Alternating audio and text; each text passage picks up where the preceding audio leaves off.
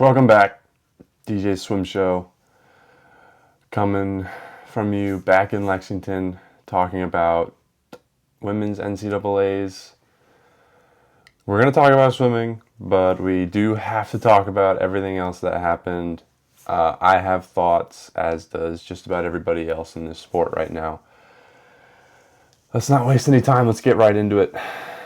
Let's kind of take a step back first and talk about what exactly was at stake this week. The NCAA is making a lot of changes. There's a lot of changes to college athletics happening right now, and swimming is in a state where they need to prove that they can become TV and fan friendly. And that is what caused the CSCAA to make these changes, where we're removing the B final, where we're trying to make a TV product. And this NCAA is really, really important because it was supposed to be our tryout. It was supposed to be our proof that we can make these changes. So that's what was at stake for me. Obviously, I was excited about the swimming too, but I was excited to see what is the evolution that we're going to make to get this sport ready to be a TV product like every other sport is. And so that's where I found myself on day one, on Wednesday night, waiting to see what we were going to have in store. And it started out, I would say, pretty well in the first, 20 minutes of the broadcast. We had that mile that, of all the events to start with, you start with a mile, which is relatively low energy just because it's a slower event. And I thought it was amazing. You got lucky because you had a really good race with Claire Weinstein really going after it. We'll talk about that more later. But you got an exciting race. I was standing up in my house watching it. And then we get to the end of the race. We get an interview, and then we get reruns of old swims from 10, 20 years ago. And it really was sucked the energy out of the room. I thought the analysis that day was not very good from the commentators. I thought they weren't really leaning into any of the storylines.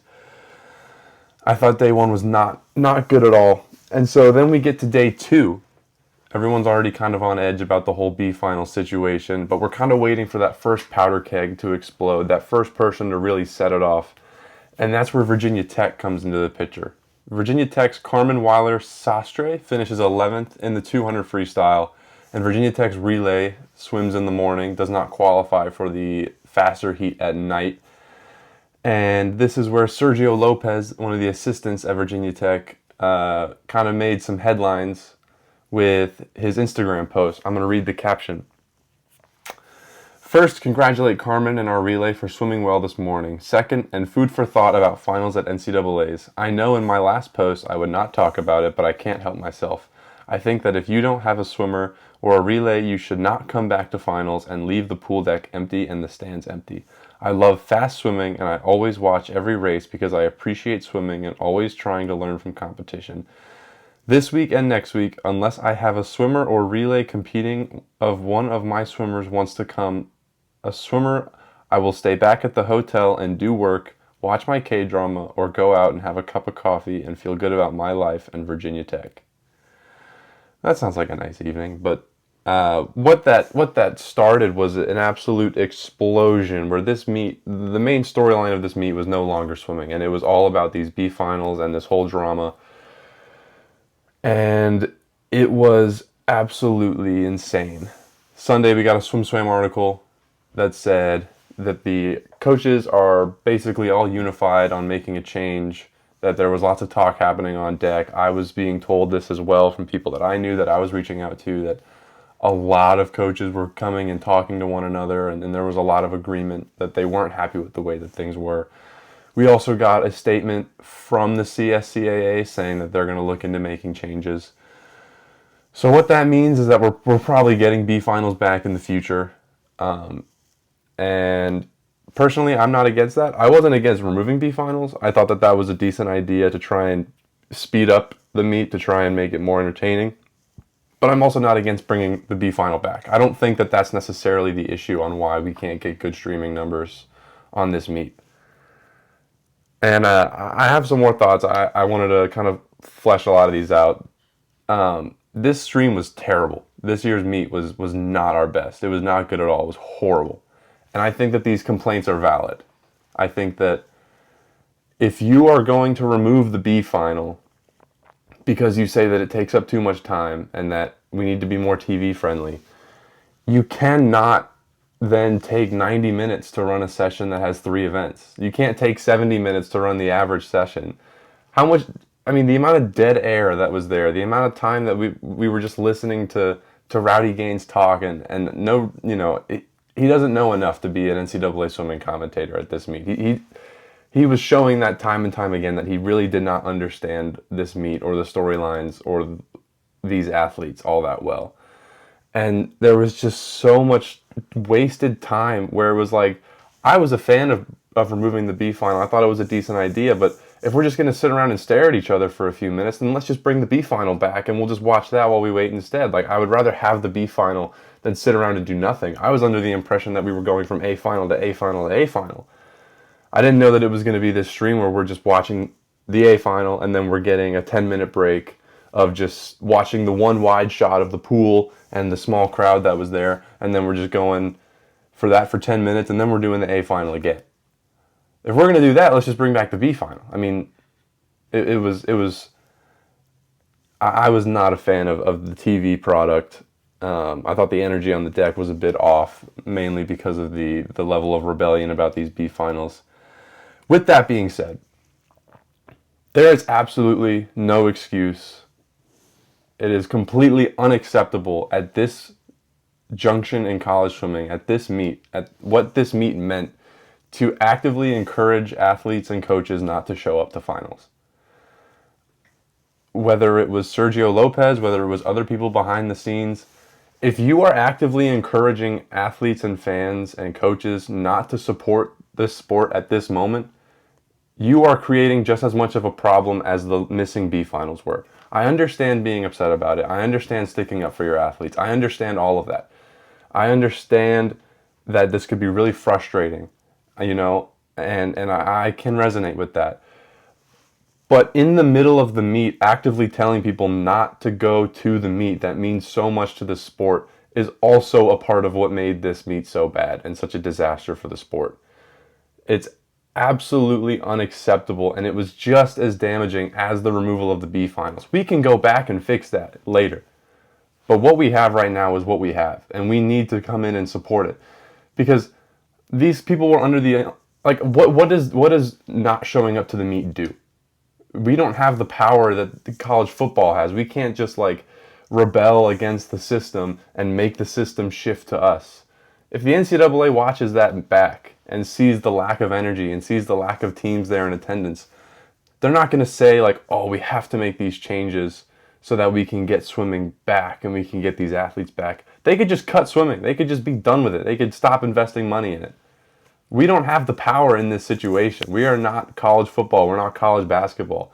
That meet and this week's meet with the men is our chance to prove that we can make this TV friendly. So actively encouraging people not to show up and not bring energy is a terrible, terrible way to go about it. I've been talking to people, I've been talking to coaches, I've been talking to athletes, and I think one of the biggest problems right now is not even necessarily the removal of the B finals. It's that nobody wants to actually sit down and talk about changes that can be made. I had an anonymous ACC coach tell me, quote, "Refusing to comment just highlights the real issue. Criticizing ideas is easy. Meaningful changes require actually putting pen to paper." So that's what I tried to do. I tried to reach out to coaches. I tried to reach out to a lot of these people that were making these claims and that were speaking out so adamantly against this. One of them responded back to me and said, "I won't comment on any championship proposal without B finals, period." And to that I say, that's pretty disappointing, and I'm really sad that that's how you felt that you needed to respond to me. I sent a DM asking, what would be your proposal? What would you do to make this meet more TV friendly to help us in the future to build the sport? And that was the response that I got. I didn't even mention anything about B finals. I just asked him what he would do, and that was the response that I got. And that doesn't really solve anything.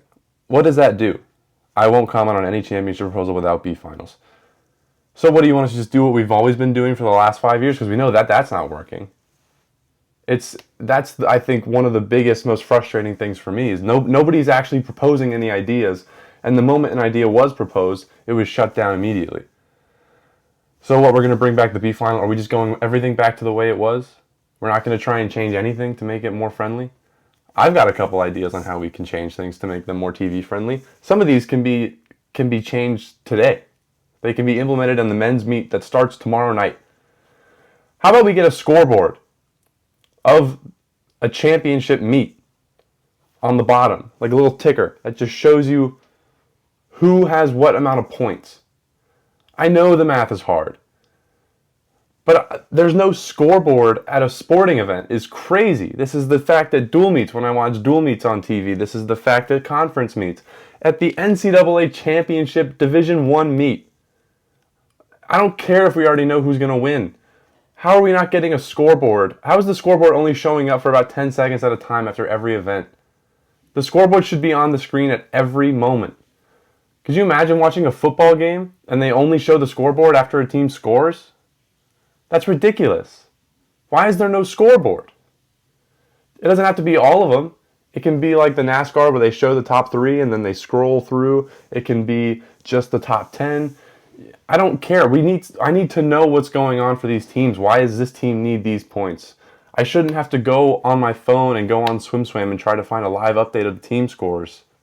That's ridiculous. Why are we showing reruns of old NCAA swims? What does that gain for the new viewer? The only thing it can do is hurt the perception from the new viewer. Imagine this new viewer watching Gretchen Walsh go 46 in the 100 fly, and then the next day watching the 100 fly at this meet and watching the winner go 48 low. 48 low is incredible. Tori Husk had an amazing swim, but you've just ruined their perception by showing them these old NCAA swims. Not to mention the fact that they can just go on YouTube and see that later. Why are you showing that now? Why is there this big break? Like, how did nobody see this coming and nobody thought to put something there?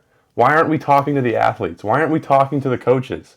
Why don't we have sit-downs? Why don't we have some kind of pre-recorded feature interview of some kind? Why aren't we talking about the storylines from the top 5, the top 10, the top 15? Who are the newcomers? Who are these freshmen? Who are these people that we've never heard of before? Why aren't we talking about this during those breaks? If you want to have those breaks, fine. I think you can even fill that air with something interesting, and you can talk about these swimmers so that people watch the meets, they watch the races the rest of the way, and they know who these people are, and they have stake, and they're interested. Maybe if you have a scoreboard, I can follow my favorite team. I can know why a certain event is important for a school like South Carolina, like Alabama, like Kentucky. You know, maybe it's the difference between them getting 18th and them getting 11th is what this person does in this A final. If you have that scoreboard, I even think if you have the scoreboard, you can throw in the B final and make it more entertaining because you can start to change the angle from who's going to be 9th in the country, which no casual fan is ever going to care about, to look at the score right now. There's a Wisconsin swimmer. They're seeded 15th. Now they're in 10th at the 100 mark. If they get 10th, they get this many more points. It can jump them up to this in the team standings. These are all things that it doesn't cost any money to put a scoreboard on the stream. It costs very limited money to sit down and talk with these athletes and with these coaches. It costs no money to find commentators that know what they're talking about and are educated and have been keeping up with college swimming and that are entertaining to listen to and aren't just screaming at every possible moment. All of these things are very easy to do. That doesn't cost any money. We don't need to have any meetings to talk about it. And we don't even really have to change the sport all that much to have those things. Why has this never been implemented? If you want to bring back B finals, fine. I know I said I was in support of removing them. I'm in support of having them too. I think these are the bigger issues. This is what makes it TV friendly. Why is the lighting so bad at all these meets? I feel like I'm watching a sectional meet, like with high schoolers. You saw trials, you saw what they were able to do. Why can't we look into doing something like that? I know we can't have it quite the same. We're not going to get a football stadium for NCAAs. But this lighting is terrible. You got these 2 tiny little fireworks that shoot off behind this tiny little screen they walk out of, and that's the best we can do.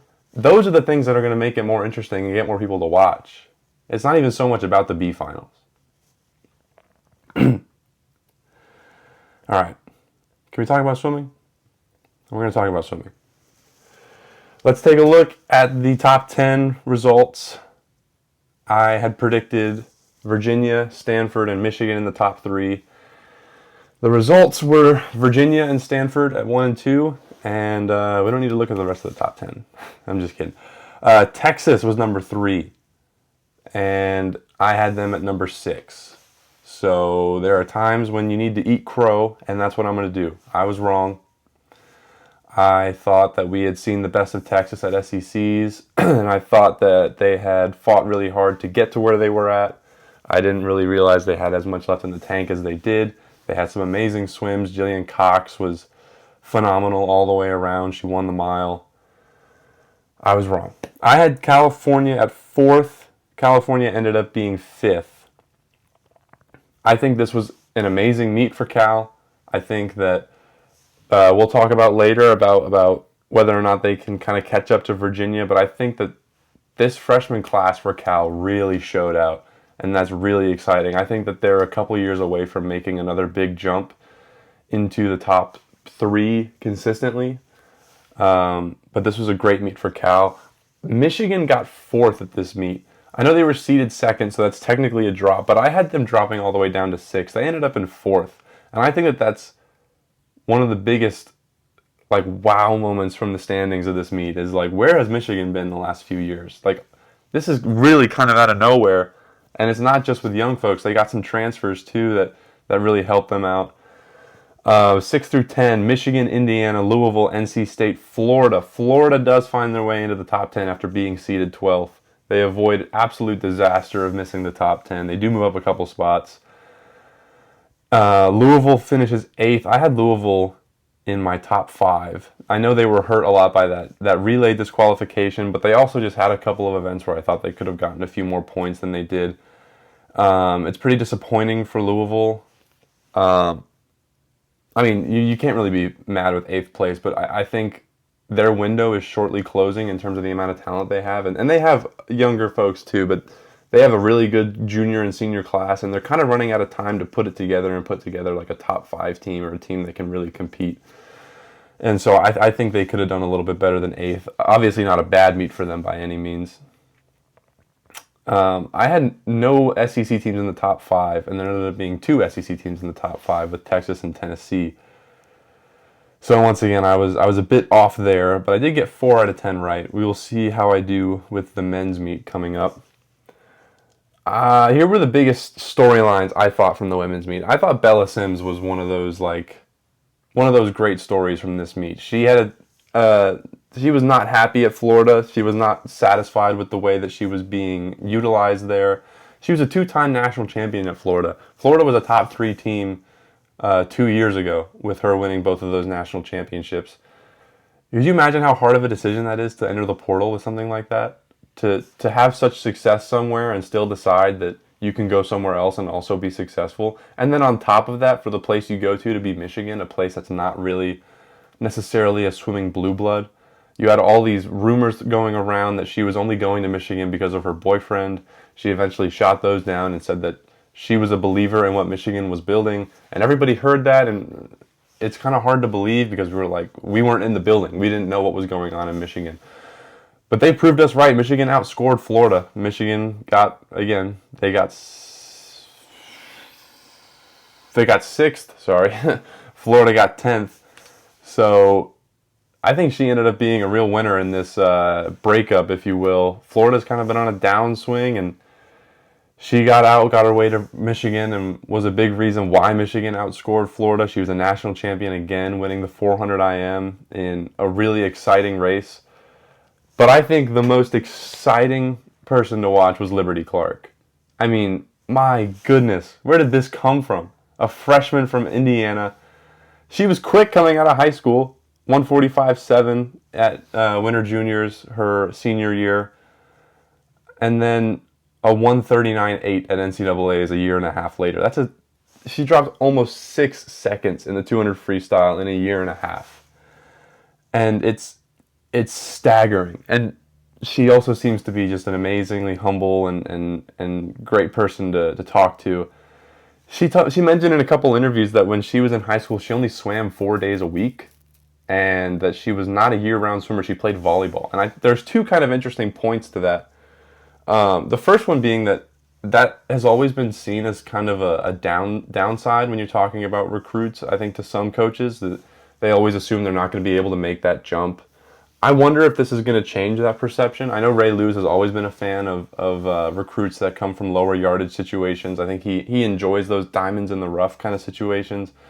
I wonder if this will open the door to a little more of that from other coaches who are going to say like, well, you can turn them into full-time swimmers and they can make that jump. And if you do it right, the percentage of their potential that they have reached is so much smaller than, say, someone who's been training like a D1 swimmer since they were 12 years old, that if you can get all of that, you can get them to even higher highs than maybe even they thought were possible. I mean, I don't think Liberty Clark would have believed you if you told her she was going 139.8 by March of 2026. The other thing is she talked about how she only swam 4 days a week in high school. She wasn't swimming year-round. She gets to Indiana, and Indiana, she said they gave her mornings off. They gave her lower yardages than the other swimmers because they wanted to ramp her up nicely and set her up well. And I love to hear that because I think that there are too many college coaches that get their ego involved and they love to have that moment where they beat the crap out of the new freshmen and kind of show them their place and they're like, welcome to college swimming, and they just beat the crap out of them for the first 6 months or so that they're there. And sure, it makes the other people feel good, it makes the seniors, it gives them a little bit of a moment, but ultimately it doesn't really accomplish what you want. It sets them up for injury, it sets them up for burnout, it doesn't really make them excited to practice. And I think Liberty Clark is a really good example of someone who you can take those early times that they're at Indiana and say, like, we're going to just work on ramping you up. And I imagine they were even thinking, we're going to set you up for a great upperclassman years where you're less likely to get injured because we ramped you up into this instead of just dropping you off into the deep end and wishing you good luck. I don't know if they expected 139.8 by her freshman year, but I hope that this is a wake-up call for other coaches that when you get an athlete like this, a non-year-round swimmer, a swimmer who doesn't come from, Sandpipers or Sarasota or a club that trains like D1 athletes for high schoolers and middle schoolers, I hope that they can change their attitude on it and start planning for how we can like slowly ramp athletes up into that level of success instead of just dropping them off, because that's where you find swimmers who have to deal with injuries, who have to deal with falling out of love with the sport because they're just getting their butts kicked. But yeah, I was really happy to see Liberty Clark have the success that she had. Claire Weinstein, I thought was really, really fun to watch. She's a freshman. She won the 500 free, was 4:30 point low. That mile, I am not as much of a fan of distance as I am of sprinting, but my goodness, that mile was fun to watch. She went out for it, and I think that's exactly what she had to do from lane 8. She knew she didn't have that energy coming back that someone like Jillian Cox was going to have. So she just went out and set the standard and said, like, come catch me, and I love that. I thought that was super, super fun to watch. I'm really excited to watch the next few years at Cal, and I think Claire Weinstein is one of those reasons. Now, obviously, I can't go through the whole episode without mentioning Virginia, the first swim program ever to win 6 consecutive women's NCAA titles. Stanford had a stretch of 5, Texas had a stretch of 5, now Virginia has a stretch with 6. And DeSorbo mentioned in an interview that he didn't feel like this was the 6th, he felt like it was the first because it was a brand new group. And I kind of agree, like this didn't feel like a continuation of the last 5-year dynasty that we saw. Obviously there was no Walshes, that absolutely helped, but there wasn't really any of the same cast of characters, it felt like, as usual. But Virginia still got it done. Not only did they still get it done, but they scored more points this year than they scored last year at the meet.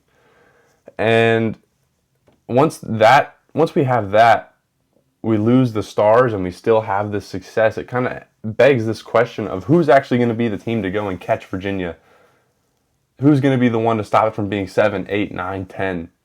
national titles in a row. Because they can't do this forever. Somebody eventually is going to catch and run down Virginia and beat them at this meet. And I think that there's two teams that really stand out. The first one being Stanford. They were the runner-up. I know that's kind of the obvious choice, but they had a new coach this year, Chris Lundor. He's the first year as the Cardinal head coach. And typically what you see with first-year head coaches is they're trying to implement their culture and they're trying to make very quick changes. And that's usually going to have a slide the first year. They're usually going to drop back a little bit. I was part of a coaching change in my years as a student athlete. And that first year under that new staff, we had a slide. But eventually, with the men's program, we started to come back. We started to adapt to this new coach's culture. And now you're seeing the success of that men's team this year. But with Stanford, they're still second. So I think there's a lot of room to adjust to that coach and to that culture and to make a jump and potentially run down and catch Virginia. I think when you look at the box score of this meet, one of my favorite things to do is look at what class scored the most points for each team. And typically Virginia has the most points from seniors and juniors. But this year, the most points from the freshman class was actually Cal, with over 100 points coming from their freshmen, which is a ridiculous amount of points. Obviously, a lot of that comes from Weinstein, but they had some other contributors too.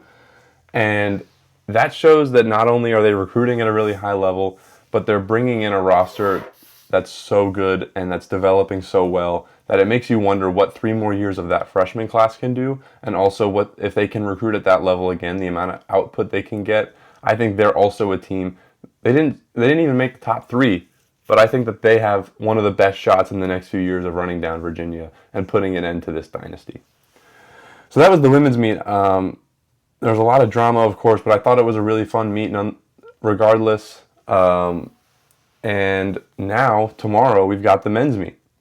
And once again, I have done a top 10 prediction. Once again, I have the same national championship as the psych sheet does if you score out the psych sheet. So we put together the top 10. If you score out the NCAA psych sheet, the top 10 that you end up with is Texas, Arizona State, Florida, Indiana, and NC State. That's your 1 through 5. Your 6 through 10 is Cal, Michigan, Tennessee, Stanford, and Georgia. So I'll start from the top on my prediction. I've got Texas number 1. I think that it's a similar situation to Virginia. They're just so far and away better than every other school. They're so deep. They have scorers in basically every event. An interesting thing with this Texas team is that this isn't going to be the Texas team that fills the entire A final in the 200 fly like we've seen in years past. They actually don't have, I believe, any points in the 200 fly at the moment. So this is a totally different Texas team. It's a breaststroke and IM focused Texas team, which is really funny because one of the few flaws of Bob Bowman is that Michael Phelps was not really a breaststroker. He's had some struggles developing breaststroke in the past. So it's just kind of funny that this is the big advantage of this Texas team is the breaststroke. I have Arizona State number 2 as well. Their sprint group is just ridiculously good. I don't see any way that they don't end up second. I also have Florida 3rd. I think that these top 3 are just very solid. I think Josh Leendo is going to have an amazing meet. I'll talk about that in a second. But I just don't really see these 3 moving. My first motion, though, I have Cal in 4th, where the psych has Indiana.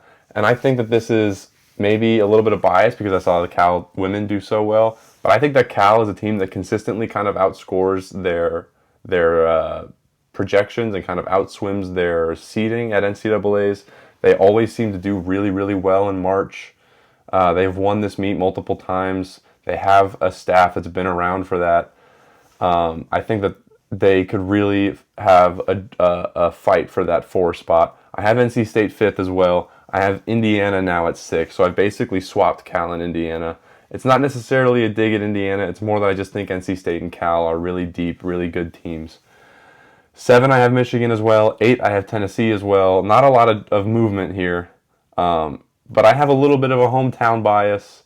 I love the state of Florida, and they do have one extra scoring relay than Georgia, and I have Florida State number 9. I have the Seminoles getting into the top 10. I think this has been a magical year for them. They've been a little bit stuck in kind of the same spot for a long time. I think this is a year that they really could punch and emphasize how good this year has been with a top 10 finish. And I have Georgia rounding out the top 10, just like the psych sheet. I left Stanford out. I think the Stanford men have always kind of had a problem with not necessarily doing in March what we thought they could do when we look at their recruiting trail and the swimmers they brought in. I'm kind of waiting to be proved wrong on that. If they end up going higher than their seed at 9th, then I'll come on here and say that I was wrong, but I will wait and see what that looks like. Outside the top 10, there's a couple of interesting storylines. My alma mater of Kentucky and their arch rival Louisville are separated by just 7 points when you score this out. Louisville has 59, Kentucky has 52. If you don't think that both of those schools are going to use that as motivation, then you're dead wrong, because these two schools do not like each other, whether that's football, whether that's basketball, whether it's swimming and diving, whether it's rifle. These teams don't like each other and they want to beat each other. And I don't know that they've been this close in the men's meet in a really long time. So it'll be really interesting to see that battle. Maybe some friendly trash talk between the two teams. You know which side I'm going to lean. I like my Cats to take the edge there. But that battle is all going to come down to Wednesday, because almost all of UK's points are coming out from the mile and the 200 medley relay. And then from the rest of the week, Louisville's going to be playing catch up. And it's going to be a matter of whether or not they have enough in them, or if Kentucky can score a few more points and fend them off. I'm excited to see that, obviously. One other thing, the U.S. Military Academy is seeded to score 27 points. That's one less than Alabama. It's more points than Auburn. It's more points than Texas A&M. It's more points than Penn State. I don't know that when was the last time we had a U.S. military school seeded to score that many points, but it's kind of exciting. It's kind of new, kind of a different school that we don't usually see, so we'll be excited to see how that goes. I think the big storyline individually is going to be Josh Liendo. Obviously, it's his senior year. I would expect a big performance from him. There is not any of his events that I don't think he's going to win. I know that is a little ambitious, especially he's seeded 6th in the 100 free at the moment. I don't think that was his best 100 free. I don't think he was rested. I hear he wasn't shaved. I think that this is going to be an explosive meet from Josh Liendo, and I think the 100 fly record could come down, and I think we could see a huge meet from him. I think we could see a sweep in all of his individual events. We could see him really carry some of his relays to big performances. Part of the reason I have Florida in the top 3, despite how it's not really been a great year for them depth-wise, is because I think Josh Liendo is just that good that he's going to kind of correct a lot of those issues internally. That's going to do it for this week's episode. I'm really excited for this men's meet. I'm really excited to see how this all shakes out. And I hope that we can start to make some progress and start to actually put some changes in order for this women's meet. But I will see you next week afterwards with a review of this men's meet, and I will talk to you later.